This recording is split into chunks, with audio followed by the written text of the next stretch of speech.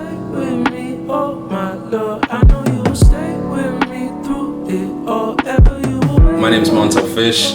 I'm a 21-year-old musician, producer, photographer, videographer, and just overall creative.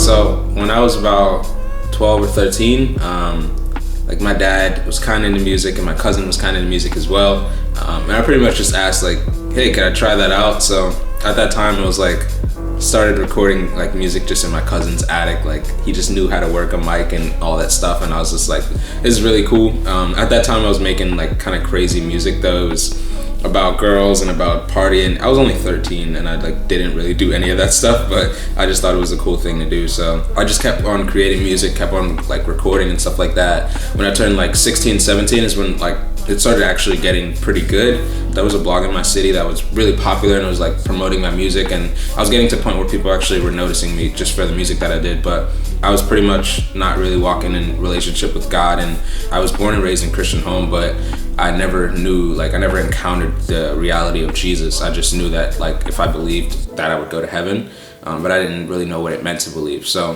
when I was 17 years old, that's like when I hit like the lowest points in my life. Even my music reflected that. I was writing songs about just being young and rebellious and smoking weed and just being depressed, honestly.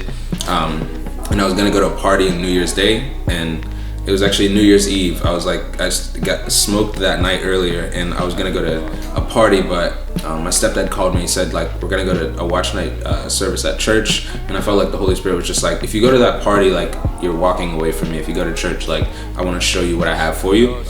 And so I went to church, and then that's the night that I gave my life to Christ. Like the pastor was just prophesying over me, speaking over me. That's kind of where like the passion for music really lit up, because I felt like I had a purpose at that point. I felt like it was more than just creating music for myself, but like the vanity of things was erased. I actually had meaning to what I was creating now, and that like so fulfilling. So you were saint and use your dirt for his praise.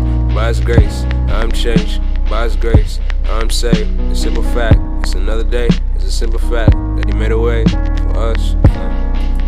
I kind of always knew that I always wanted to do music, but in 2017 is when I released a project titled Bedroom Gospel, and that's when I feel like God worked in my life in so many ways. Like I feel like the messages just that I would get and how people would respond to the music was just, it would blow my mind. It would just be like how could God use someone like me like to actually bring him glory? And so yeah, 2017 was just like still one of the best years of my life. I felt like my calling, like I'm just coming alive now and just like being used by the Father. So when I was just creating for myself, I was like, yeah, I can be famous, but ultimately like people will forget about me, and really what's the point at the end of the day? Like now I feel like there's actual meaning to the songs. Like these songs are actually bringing people closer to Jesus, because that's the ultimate goal with everything that I create. Hopefully that people would see the Lord and come to him and come to know the goodness that I have found in him. Choosing to stay through my serve, praising you through my word. I started getting into photography and videography and stuff like that just from